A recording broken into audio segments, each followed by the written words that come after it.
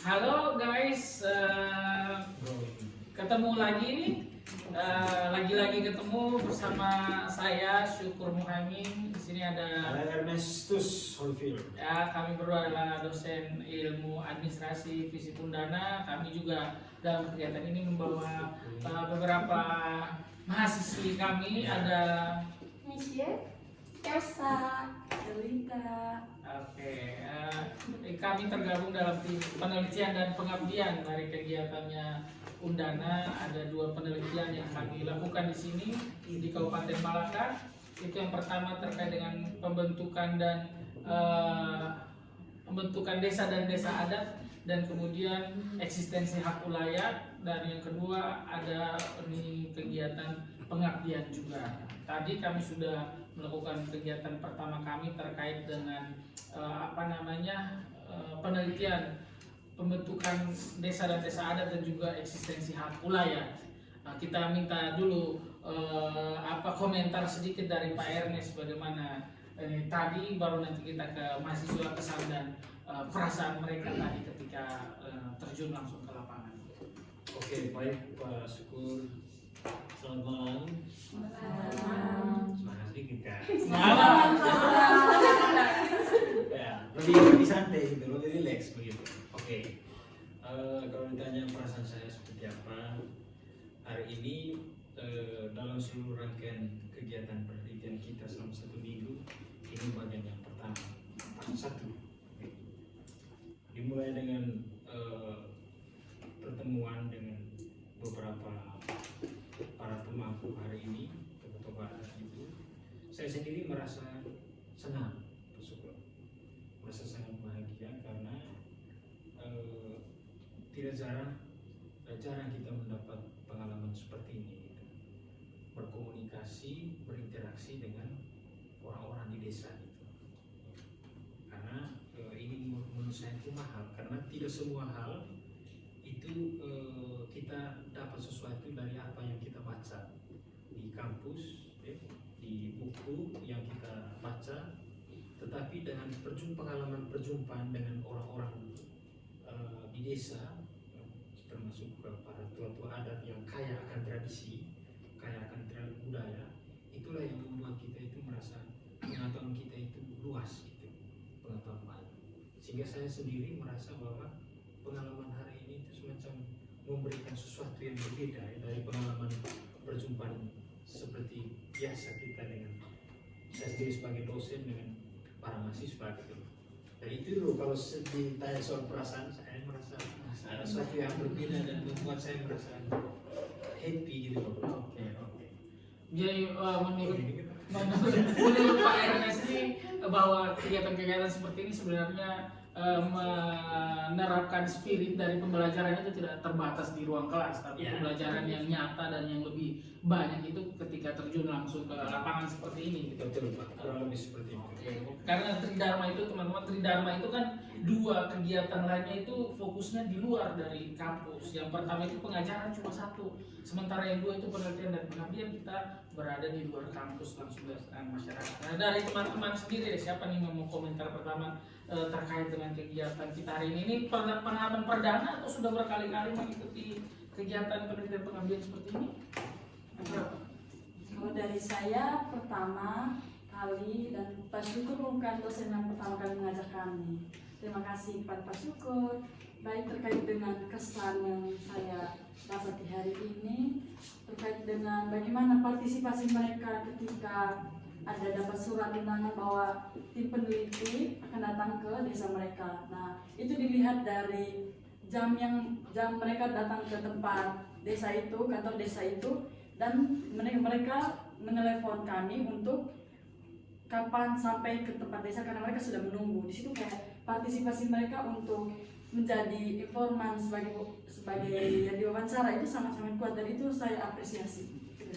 Dan cukup mendadak itu pada kabarnya itu.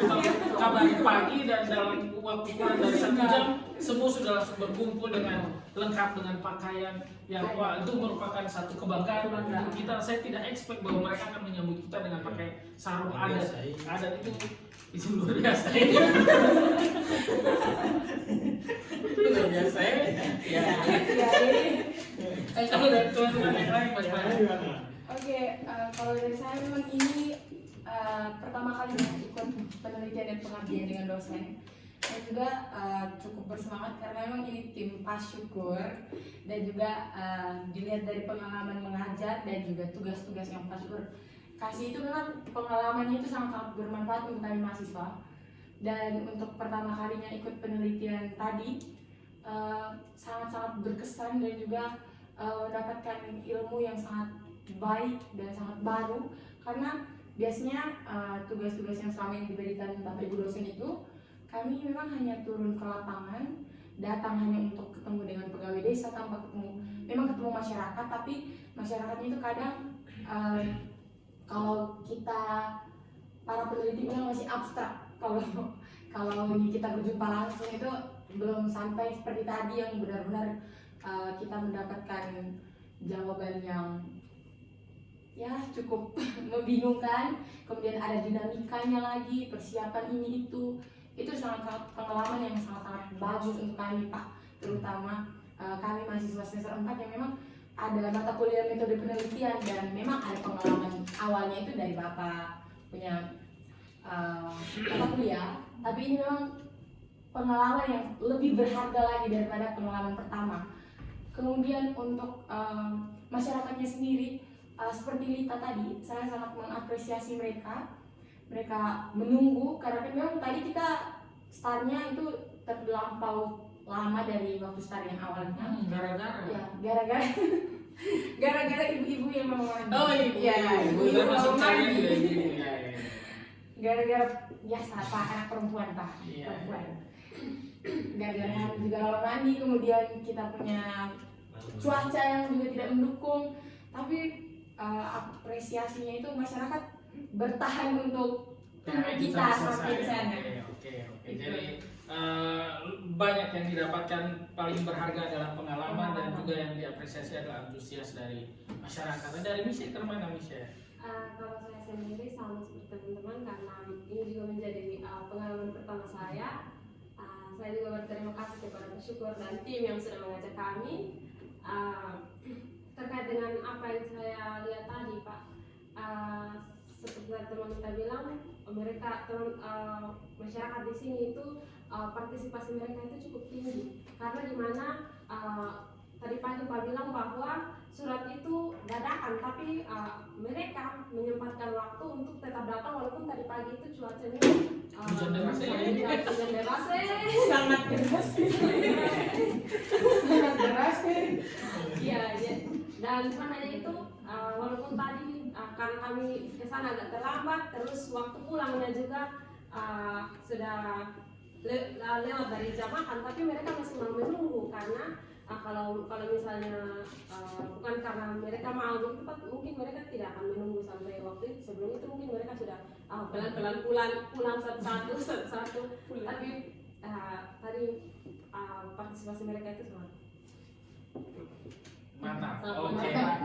Yaitu perspektif dari mahasiswa, mereka akhirnya dapat belajar bahwa pengalaman itu adalah guru terpenting, bukan dosen dan kelas, tapi pengalaman itu, dan hal itu memang diperlukan bagi teman-teman, apalagi terkait dengan administrasi publik ini harus turun langsung untuk melihat dinamika di lapangan. Nah, sekarang kita bahas tentang penelitian kita dulu ini Pak Ernest dan teman-teman. Jadi penelitian kita ini kan bahasnya tentang desa adat tadi dan nih bagaimana penataan desa itu. Mungkin Pak Ernest bisa cerita dulu sedikit ke kita terkait apa urgensi dari penelitian terkait dengan desa adat ini sehingga menjadi menarik dan menjadi penting. Oke, baik. Jadi seperti yang sudah teman-teman tahu bahwa penelitian ini sebetulnya kita membahas dua persoalan yang sangat penting. Yang paling pertama itu adalah soal penataan struktur pemerintahan adat ya, atau struktur kelembagaan desa. Yang kedua yang akan kita teliti nanti setelah ini adalah soal problematika atau masalah tentang tanah latih, kurang lebih seperti itu ya Mas.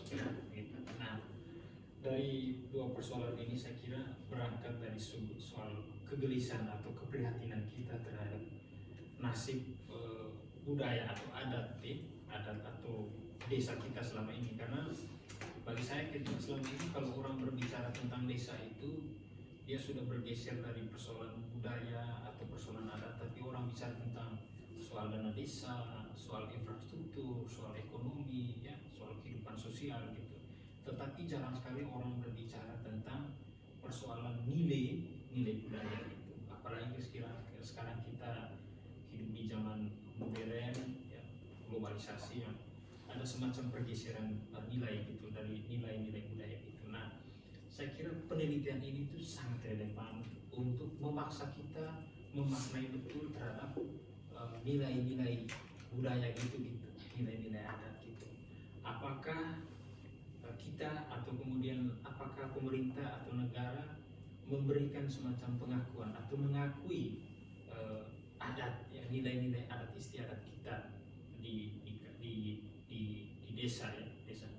Dan saya kira yang kedua menjadi penting itu adalah supaya orang kemudian itu tidak berpikir bahwa adat itu adalah sesuatu yang mistis gitu loh, sesuatu yang dunia khayalan gitu loh, dan tidak punya manfaat untuk kita gitu.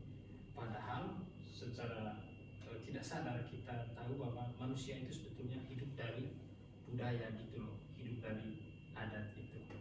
Dan seperti di desa apa tadi namanya, seperti desa Wehali dengan desa-desa lain di Nusa Tenggara Timur ini, persoalan-persoalan pergeseran nilai-nilai budaya itu sudah semakin cukup relevan dan cukup menjadi perhatian atau kegelisahan orang gitu.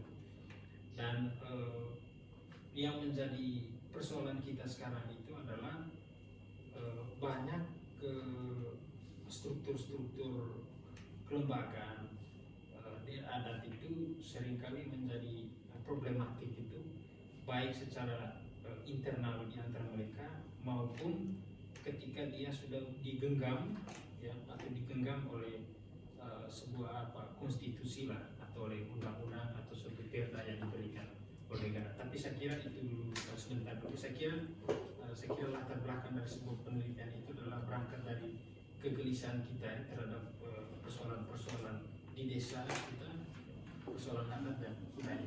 Itu sebenarnya. Oke, jadi ini Maman, menyambung Pak Ernest, itu sebenarnya kenapa kita selalu ngomongin desa adat, karena sebelumnya kita tidak kenal ada desa ataupun desa adat. Karena sebelum negara Indonesia ini terbentuk, otomatis mereka sudah ada pemerintahan kecil. Nah, pemerintahan kecil itu nanti dibawa dari pemerintahan yang besar. Tapi kita harus akui bahwa ini desa-desa yang kecil itu dari dulu dia sudah ada orang yang memimpin. Entah itu orang disebut sebagai raja kah, atau di TTS disebut sebagai usif kah, di Malaka disebut sebagai liurai kan. Nah, dulu itu mereka sudah ada. Tapi kemudian bangun sebuah negara ini kan berdasarkan kesatuan suara, bahwa mereka itu sepakat untuk membentuk negara.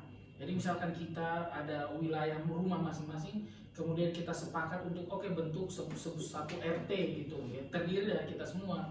Tujuan kita untuk membentuk negara itu adalah untuk mensejahterakan semuanya, karena sumber daya itu terbatas, kita bekerja sama untuk bisa sejahterain diri kita.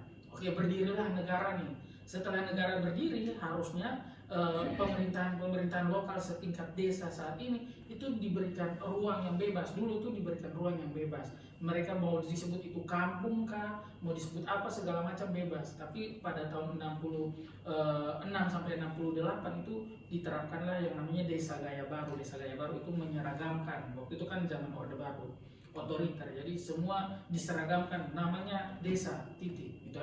Setelah itu baru sampai tahun 2014 itu muncul lagi undang-undang tentang nomor 6 tahun 2014 tentang desa, yang kemudian mengakui desa adat. Setelah dia diseragamkan selama berpuluh tahun, sekarang dia bilang ini teman-teman atau desa-desa yang punya nilai-nilai adat yang masih kuat itu boleh diakui oleh negara, boleh diakui bersama dengan strukturnya. Karena kalau kita lihat kekuasaan itu dia tidak bisa berdiri sendiri, dia harus ada struktur.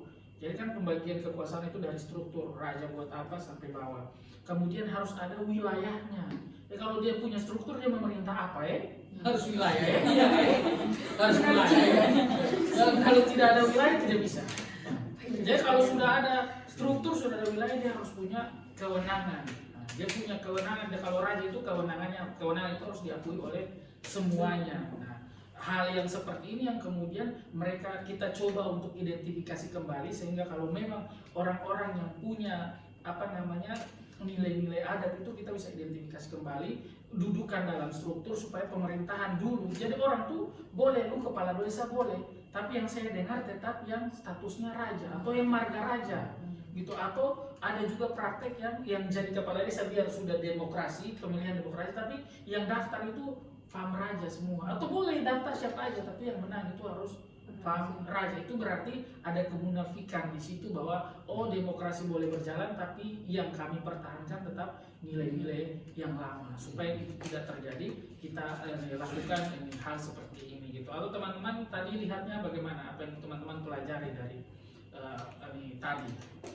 Temuan apapun yang menarik yang bisa teman-teman ceritakan selain dari antusiasme partisipan, Begitu. apa ya?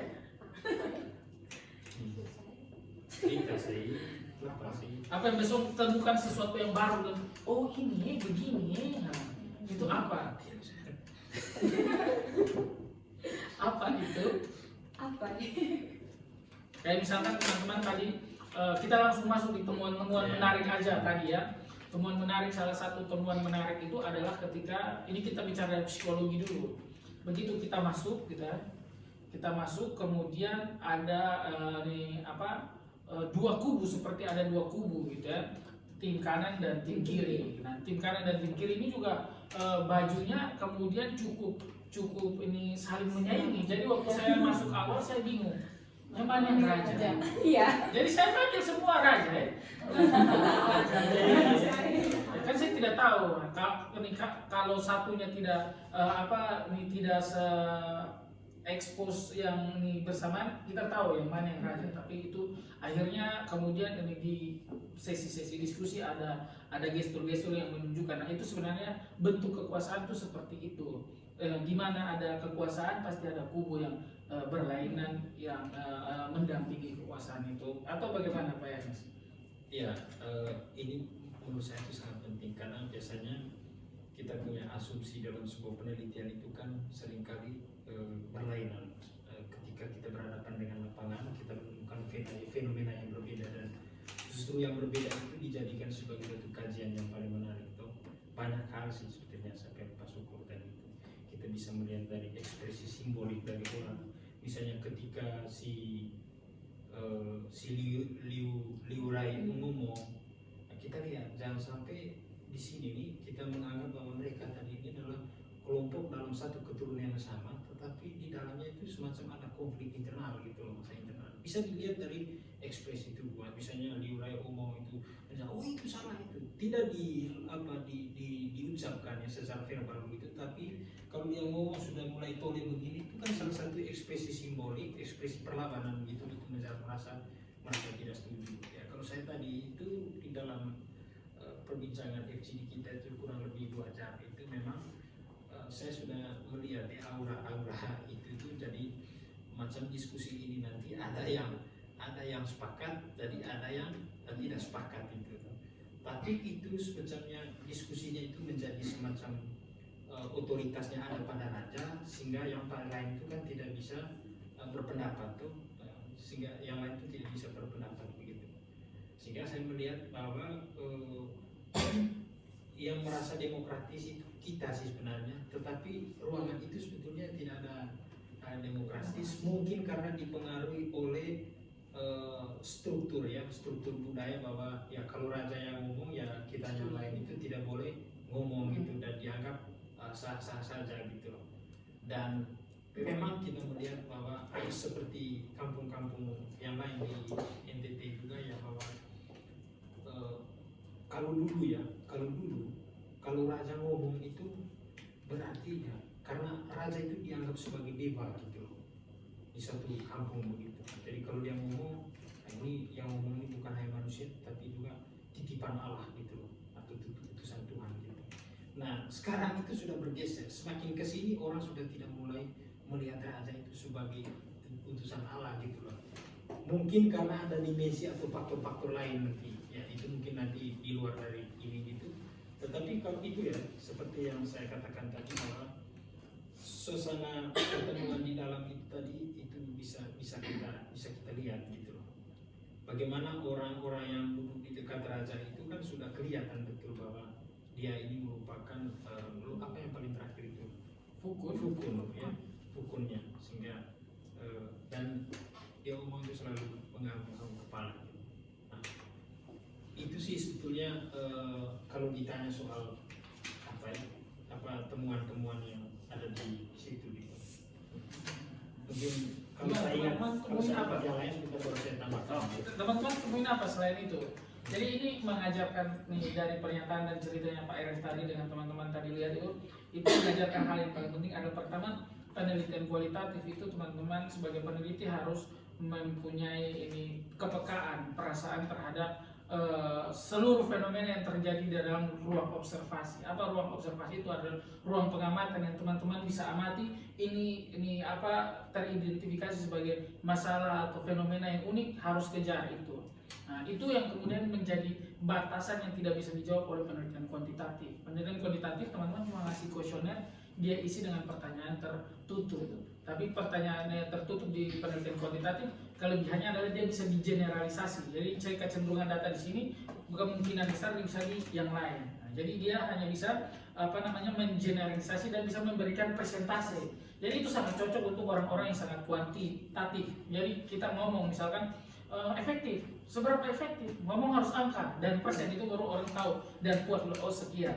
Tapi kemudian penelitian kuantitatif punya kelemahan yang dijawab oleh penelitian kualitatif, yaitu kualitatif itu dia bersifat lebih dalam. Lu mau tahu apa saja saya akan kemukakan. Dia bisa kejar.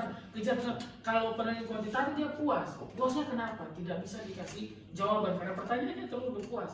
Kualitatif itu sebenarnya orang-orang ilmu sosial dan administrasi publik itu dia dalam penelitian masyarakat seperti ini memang harus pakai pendekatan kualitatif yang seperti tadi Pak Ernest jelaskan. Dia harus punya kepekaan, ya teman-teman harus punya penelitian kualitatif sangat subjektif, tergantung dari bagaimana responnya teman-teman terhadap satu gestur, terhadap satu omongan. Jadi misalkan dia bilang tidak bisa, itu kan bilang itu berarti tidak bisa. Tidak bisa nah itu berarti itu berbeda tidak bisa. Dengan tim saya itu ada penekanan di sini bahwa kekuasaannya itu sangat besar sampai bilang tidak bisa itu ada di situ. Jadi kita bisa membaca itu. Nah, teman-teman harus itu. Tapi karena saking subjektifnya, maka penelitian kualitatif itu dia perlu ada ini teknik validasi itu yang kita sebut sebagai triangulasi. Ada triangulasi sumber, ada triangulasi data. Kita tidak bisa dengar hanya dari satu orang. Kita harus tanya beberapa orang. Kita tidak bisa hanya lewat wawancara. Kita harus observasi. Kita juga harus dokumentasi. Nah, itu teman-teman harus pelajari itu.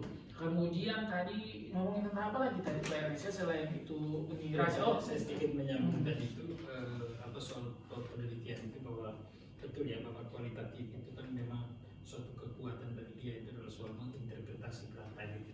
Kekuatan dia itu menafsirkan data itu secara individu gitu. Karena salah satu pendekatan yang paling unik di dalam kualitatif itu adalah soal fenomenologi gitu. Fenomenologi itu adalah bagaimana kita memaknai situasi yang kita lihat di lapangan begitu, lalu kita memberikan penafsiran terhadap data yang kita ambil begitu. Dan itu suatu keunikan dalam suatu penelitian praktik. Itu yang saya tambahan. Jadi teman-teman harus belajar itu dan sense yang seperti Pak Ernest bilang perasaan-perasaan peka dan bagaimana menginterpretasinya itu dia dikuasai dengan sering-sering meneliti. Ya kalau penelitian kualitatif tidak pernah meneliti, kemampuannya itu sangat-sangat rendah untuk mampu menginterpretasikan satu hal. Jadi satu hal itu dia harus punya banyak kamus di kepalanya untuk bisa menginterpretasikan fenomena ini. Nah, dan itu biasanya cara kita untuk mencari sebuah persoalan sampai ke akar-akarnya.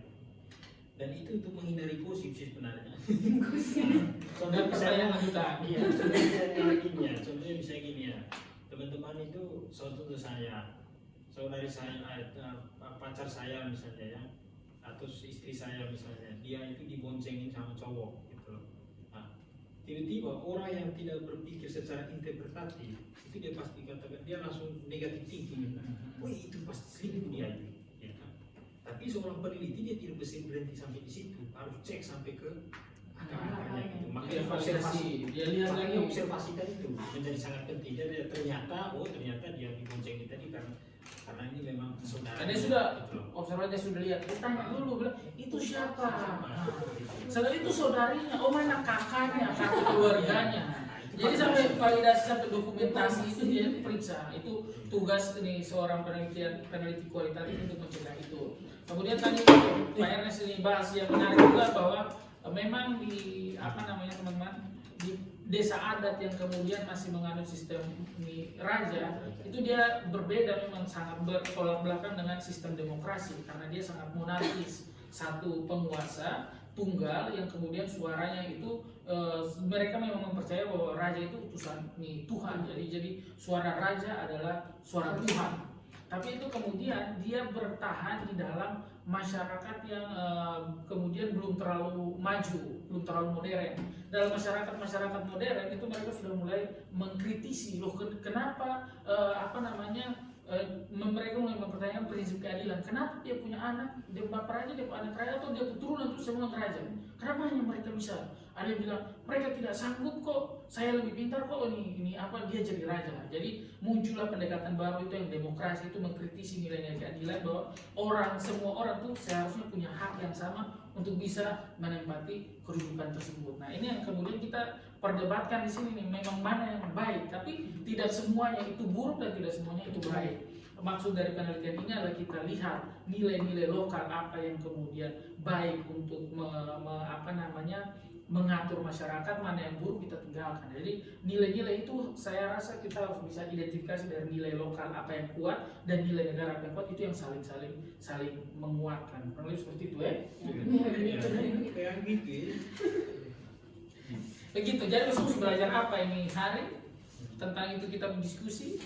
Ya. Kalau dari saya Pak terkait dengan juru bicara.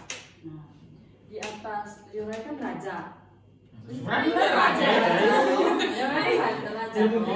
Kalau Di atas raja itu ini habis itu kan ada loro dan naim. Ya.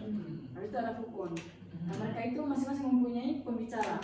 Nah, kan Yorai fukun dan lain-lain itu kan dipilih berdasarkan keturunan.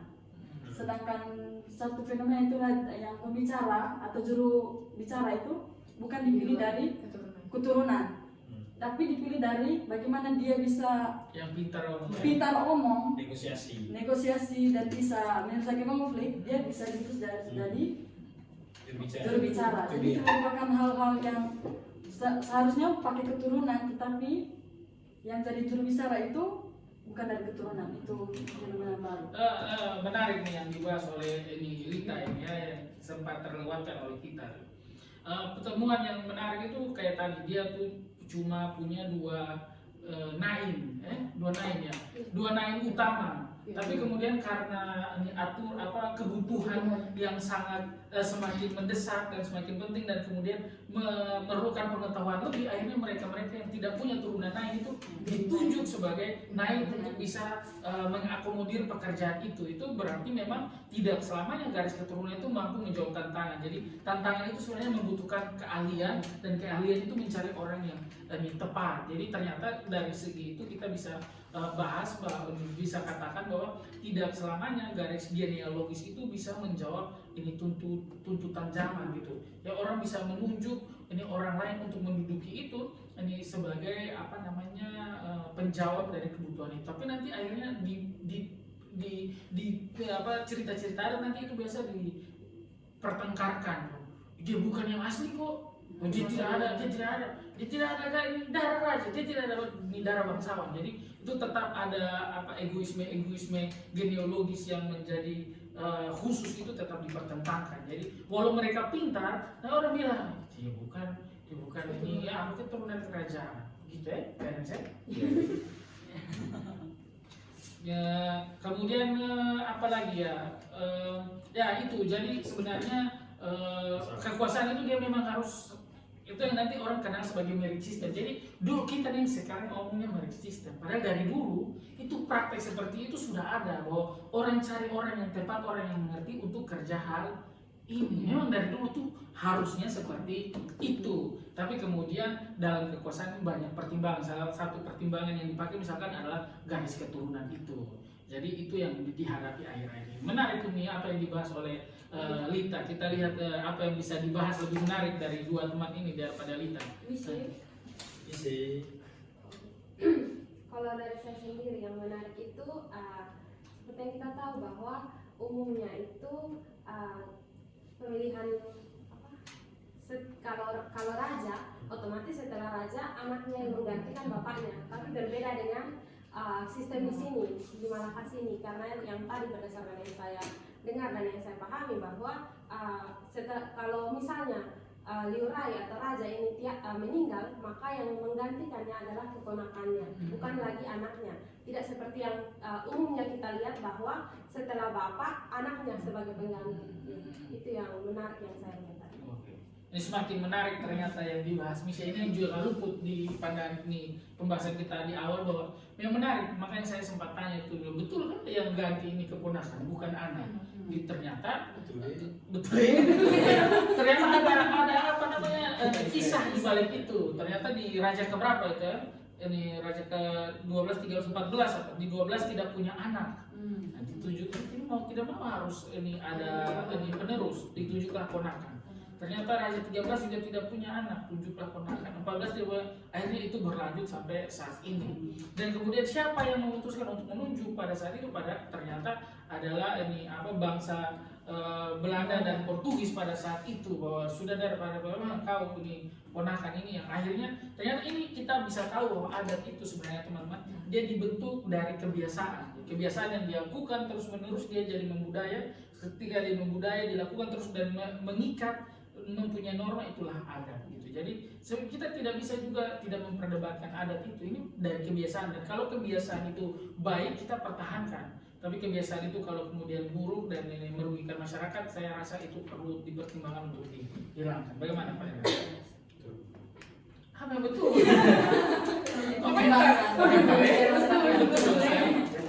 Ada fenomena lagi lain. Apa yang Bapak ingat fenomenanya?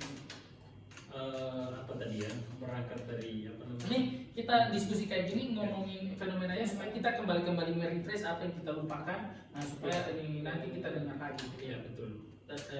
Kembali tadi berangkat dari apa namanya pemahaman kita di awal itu, kita sebenarnya awalnya kita sudah didoktrin kan, sebelum kita di kesana itu sudah didoktrin gitu bahwa seolah budaya di sini itu semacam sangat hierarkis begitu loh. Maksudnya Liurai harus siapa di bawah Liurai ini? Loro harus mendengar Liurai, kemudian Loro harus didengar oleh Nain, kemudian Nain harus didengar. Tetapi setelah berjalannya waktu begitu, kita sudah tadi teman-teman sudah katakan bahwa ada memang kelompok-kelompok yang tidak setuju dengan mereka. Dan setelah dicek lebih jauh begitu, ternyata lembaga dan struktur adat di desa ini gitu, itu ada di dalam perda gitu ya. Jadi ternyata mereka ini diberi gaji atau insentif sama pemerintah daerah. Saya mendengar tadi itu bahwa raja itu di insentif itu 400.000 ya. Kemudian Loro itu sekitar 300-an gitu, dan juga sampai di paling bawah itu sekitar 200 gitu lah. Itu yang saya dengar dari siapa tadi, kepala dinas atas ya. Nah, saya kira ini fenomena yang cukup menarik juga adalah ketika semua di dalam struktur orang-orang ini yang ada di dalam struktur adat itu, desa itu, ini akan berpengaruh, orang akan berlomba-lomba untuk menjadi seorang pemimpin gitu loh, pemimpin adat itu, karena ujung-ujung adalah duit toh, ujung-ujungnya duit. Kalau dulu kan orang misalnya menjadi pemimpin itu kan semacam harga dirinya itu kan sangat diakui sekali gitu, dipercaya gitu, ada trust dari masyarakat umum untuk menjadi seorang pemimpin. Tapi sekarang orang mau menjadi pemimpin itu bukan karena kepercayaan dari hasil banyak orang gitu loh, atau karena dia misalnya punya wibawa ya, atau punya karisma kepemimpinan gitu loh. Tetapi kemudian orang karena apa? Ujung-ujungnya orang berlomba ya karena kita sudah diberi gaji oleh pemerintah. Nah itu yang kemudian menciptakan implikasinya itu adalah semacam pergolakan atau konflik sosial. Jangankan dengan orang-orang, termasuk di antara mereka. Ya, itulah yang kemudian tadi saya tanya, nian ada berapa? 13. Ternyata sudah diciptakan nian-nian yang baru itu sampai sekitar 90-an ke atas begitu. Artinya apa? Ya tadi teman-teman sudah memberikan pandangan bahwa kelompok-kelompok itu yang berubah. Saya juga tidak bisa mengklaim bahwa apa yang dikatakan Raza itu benar, lalu apa yang dikatakan oleh si tandingan juga adalah benar. Tapi inilah fakta yang terjadi di lapangan begitu. Jadi seringkali peraturan itu tidak membuat kita itu berjalan di jalan yang benar gitu, tapi justru menciptakan konflik di antara kita gitu. Dan ujung-ujungnya masalah ini kan dampaknya berimplikasi pada jangka panjang. Nanti lama-lama orang sudah tidak percaya pada budaya atau tidak percaya pada adat itu sendiri, karena warisannya itu bukan warisan yang baik, tapi warisan yang sangat buruk gitu loh. Karena apa yang terjadi itu adalah intimidasi antara keluarga sendiri gitu, atau saling cemburu antar sendiri karena merebut itu kepemimpinan itu gitu. Jadi orang semacam tidak ada jiwa kepemimpinan yang melekat pada itu, karena semua itu punya atensi atau tendensinya ke situ gitu. Jadi itu menurut saya harus diteliti lagi itu. Jadi persoalan struktural di desa itu menjadi bermasalah ketika masuk di dalam suatu dimensi politis gitu. Saya bayangkan ketika teman-teman misalnya lihat nanti di dalam proses pemilu berapa tahun, 5 tahun yang akan datang ya. Kalau ini dijadikan sebagai kelompok-kelompok kepentingan ya, lalu kemudian dipakai sebagai money politik di dalam sebuah pemilu, nah itu juga cukup berbahaya gitu. Menciptakan kelompok atau forum-forum baru gitu, menciptakan loro-loro baru gitu ya. Lalu yang kemudian itu dipakai sebagai kepentingan para pemimpin daerah kita untuk memenangkan itu. Jadi budaya yang kemudian menjadi value atau menjadi nilai bagi kita yang pada akhirnya kemudian dia berujung pada itu ya, karena ada aspek politik tadi yang untuk mencari keuntungan dari kelompok-kelompok tertentu. Saya kira ini penelitian ini menarik sebenarnya, karena segala aspek memunculkan aspek-aspek baru yang menarik untuk meneliti gitu loh. Ya tuh, ya begitu ya menurut saya. Gitu. Oke, jadi tadi ada beberapa poin yang kita catat bahwa kalau teman-teman lihat itu secara hierarkis tadi ada liurai, berarti loro dan segala macam itu tidak berani bicara karena strukturnya seperti itu, ada raja di situ, ada yang lebih tinggi dari sini, jadi tidak boleh ngomong. Nah ini menunjukkan fenomena hipokrit atau kemunafikan gitu. Ternyata kita tahu bahwa di dalam dunia pekerjaan mau yang setradisional apapun, ternyata sikap hipokrit itu ada gitu. Jadi bukan hanya di pemerintahan, di birokrasi yang kemudian orang menjadi munafik kalau pimpinan omong situ kita padahal setelah itu di belakang tidak benar Nah, ternyata budaya hipokrit itu teman-teman nih sudah pelajari bahwa itu tidak hanya terjadi di struktur birokrasi, bahwa kita bilang ini orang munafik ini diciptakan oleh birokrasi, ternyata tidak demikian. Bahkan struktur tradisional sendiri itu sudah memunculkan hal-hal seperti itu. Nah, itu yang pertama yang menarik dari Pak Eres tadi. Yang kedua adalah terkait insentif itu, teman-teman. Nah, insentif itu teman-teman bisa lihat terkait dengan pergeseran nilai. Dulu orang itu kerja atas dasar gotong royong. Oh, kita sama-sama saudara atau kita saling membutuhkan, saling bantu-bantu. Tapi sekarang kemudian sudah diganti dengan uang, gitu. Dulu ini raja dan orang segala macam ini tidak dapat uang dong, ada tetap duduk sebagai raja. Ini naim dan sebagai macam ini tetap ada duduk sebagai raja.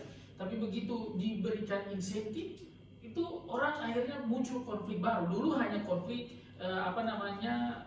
price tag bahwa dia adalah raja naik atau segala macam. Tapi sekarang konflik baru muncul adalah terkait dengan uang. Lu bukan ini, saya naik sekarang harus dapat 400.000. Nah, oleh karena itu akan muncul misalkan dualisme kepemimpinan. Kenapa? Yang tadi teman-teman lihat, kenapa dualisme kepemimpinan? Karena misalkan yang sah saat ini dia punya kawan-kawan ini yang dia untungkan dari kedudukan dia sebagai raja. Nah, kelompok-kelompok ini dia tidak untung nih. Oleh karena itu dia harus munculkan salah satu untuk menjadi tandingan yang lain supaya kepentingan mereka ini bisa dinaungi. Jadi memang kekuasaan itu ini selalu memunculkan lawan kekuasaan, dan itu sehat ya teman-teman. Hal yang paling sehat adalah kekuasaan itu dia berdiri dengan lawan kekuasaan. Nah, lawan itu menjadi kontrol, menjadi pengkritik. Nah, kalau teman-teman lihat akhir-akhir ini seperti politik di negara kita, mereka malah bilang lebih baik kita ini berteman saja, bersama saja untuk membangun negara. Kalau mereka semua kekuasaan itu bergenggaman tangan, itu mereka bukan bekerja sama membangun negara, bekerja sama menghancurkan negara. Jadi kita memang sangat perlu ada opsi-opsi untuk oposisi supaya kekuasaan itu bisa dikontrol, dan negara harus belajar banyak hal dari desa, bahwa desa di bawah keterbatasan dan juga bagaimanapun konfliknya mereka tetap menjaga dan tetap walaupun sudah sangat birokratis dan monarkis, tapi ternyata ada orang-orang suara-suara lirih di belakangnya tidak setuju dengan kekuasaan, bahwa memang kekuasaan itu marwahnya dia harus dikritik seperti itu, sekalipun dia ternyata monarki.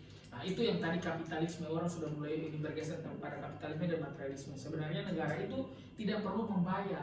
Yang diminta oleh masyarakat adat itu cukup akui kami. Saya bilang kami itu ada, terus jangan ganggu kami, gitu. Kan Thomas Day itu bilang kebijakan itu adalah apa yang dilakukan dan tidak dilakukan oleh pemerintah. Tapi pemerintah akhir-akhir ini merasa bahwa kalau dia tidak buat apa-apa, dia tidak buat kebijakan, karena dia diam saja itu kebijakan. Jadi sebenarnya dia tidak perlu kasih uang, dia cukup akui, baik kami bilang bapak ini apa, oke silahkan jalani sebagaimana yang semestinya. Dan itu yang kemudian nanti Pak RS bilang bahwa kalau sudah ada insentif, sudah kasih duit, tidak mungkin tidak ada kepentingan di balik duit itu, atau tidak mungkin tidak muncul kontrol apapun terhadap duit itu.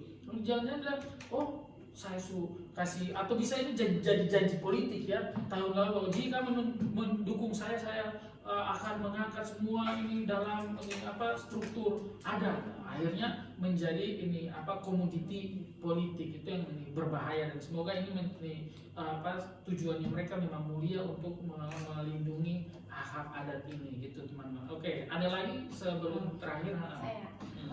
Tadi Pak, saya menangkap sedikit fenomena yang cukup unik dari pernyataan Liu lainnya Pak.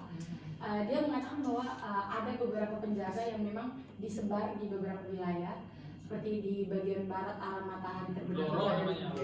Loro itu ada 5 di matahari terbenam. Kemudian di sini kalau tidak salah 4. Tapi dalam pembagian wilayahnya itu ada 2 loro itu yang sudah di luar dari wilayah Malaka ini sendiri, dari wilayah daerah pemerintahan negaranya.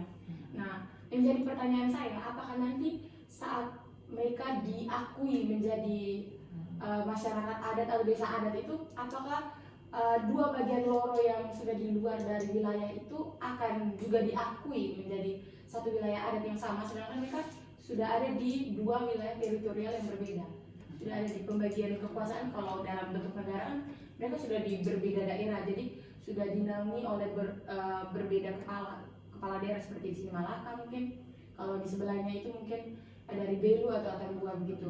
Jadi yang menjadi pertanyaan yang cukup unik di benak saya tadi saat mendengar pernyataan dari Liu Ran itu, apakah 2 loro yang memang di luar dari teritorial kenegaraan yang sudah terbentuk itu akan bergabung di mereka atau tidak. Sedangkan di pernyataan Liu Ran tadi dia bilang walaupun mereka sudah berbeda teritorial wilayahnya, pembagian wilayahnya, tapi saat dia memerintah itu dia loro wilayah, tetap jalan. Ya, dia dia bilang saya punya wilayah ya.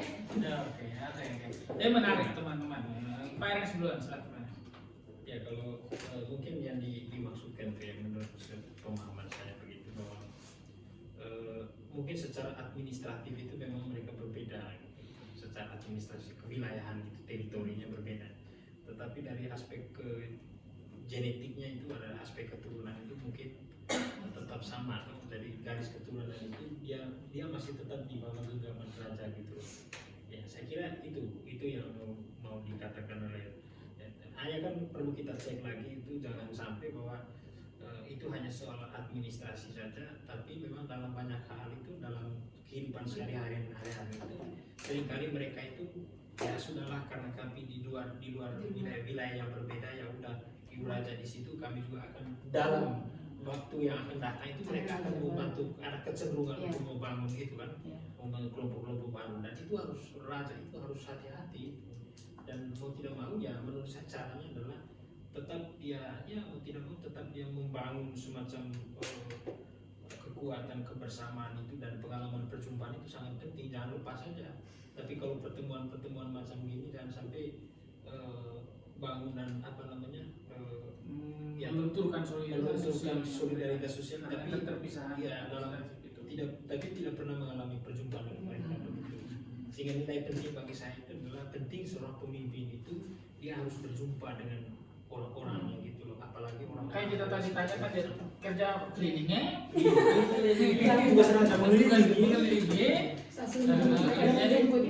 jadi ini tadi tanya itu memang lupa juga, ini menarik juga, tadi kami sempat bahas tapi lupa kami selalu lupa gitu ya, untuk ada teman-teman banyak ini untuk mengingatkan kami. Jadi tadi itu memang menariknya adalah dia sudah 4 loro, kita kira 4 loro, ternyata ada 2 loro yang di Atambua itu.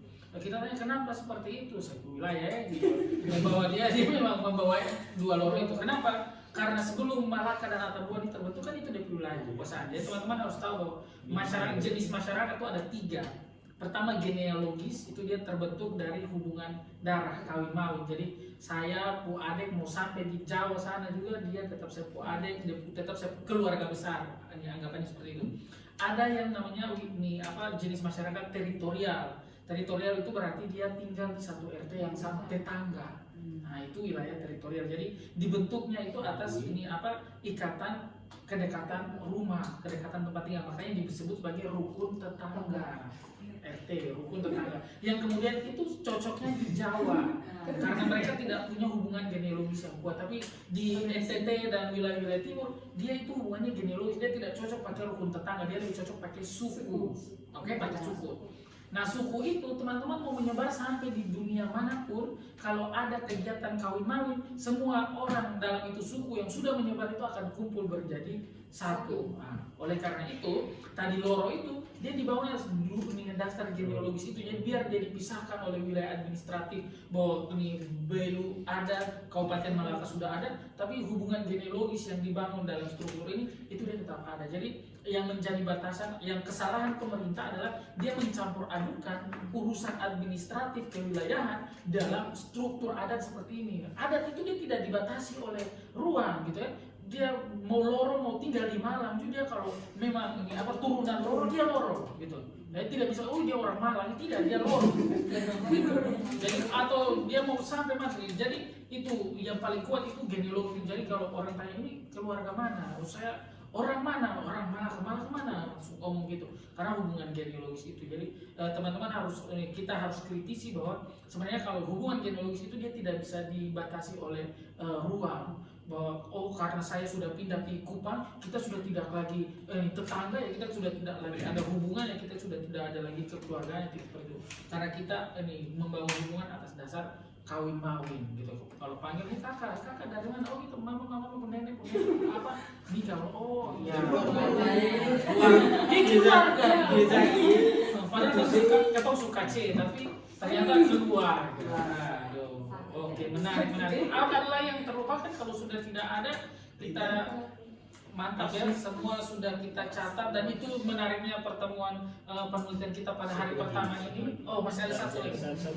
Sebelum lupa. Jadi ada satu pernyataan terakhir, sebenarnya itu pernyataan terakhir, tapi itu biasanya yang terakhir itu membekas. Karena kita harus belajar demokrasi itu dari desa gitu, dari lembaga dan itu. Contohnya misalnya tadi itu saya tanya, kira-kira di sini kalau ada sengketa lahan itu atau misalnya ada keluarga yang bermasalah gitu, proses penyelesaiannya itu gimana?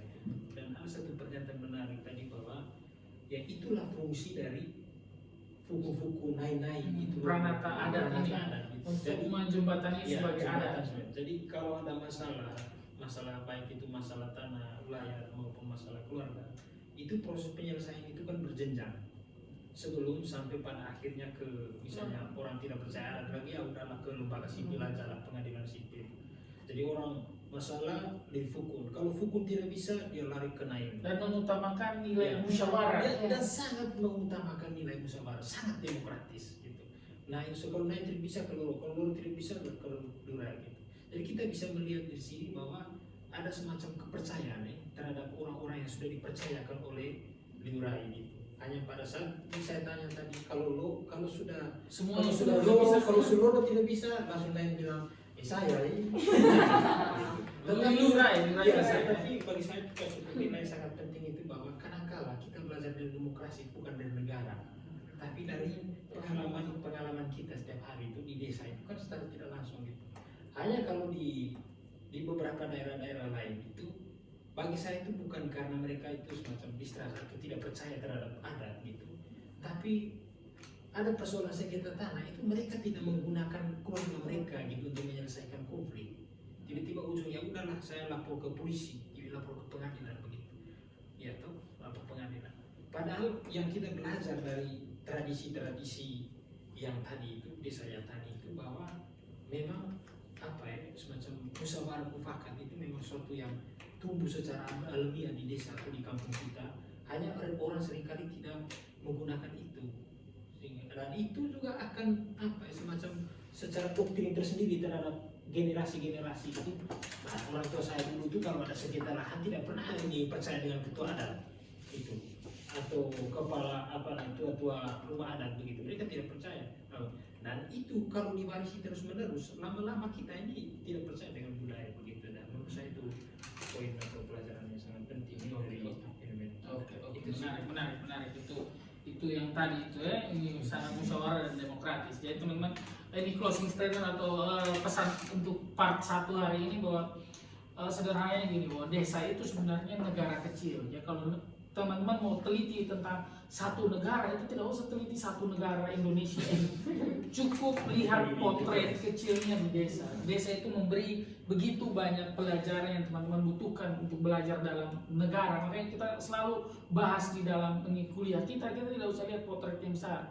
Potret kecil desa itu adalah seluruh gambaran masalah yang ada di negara itu bisa kita pelajari, bisa kita petik dari desa. Jadi saya harapkan penelitian ini mengajarkan teman-teman bahwa desa itu menjadi kacamata negara. Teman-teman bisa melihat itu meneropong negara itu melalui desa. Jadi semoga ke depan penelitian-penelitian tentang desa semakin ini banyak yang mengkajinya dan semakin menjadi daging yang empuk untuk digigit. Saya berharap bahwa generasi-generasi penerus yang mengkaji tentang desa itu semakin banyak, tidak hanya terbatas dalam meneliti OPD, organisasi perangkat daerah, organisasi pemerintahan, sangat birokratis, sementara ini hal-hal yang langsung berdampak dengan kehidupan halayak ini banyak tidak diteliti, gitu ya teman-teman ya.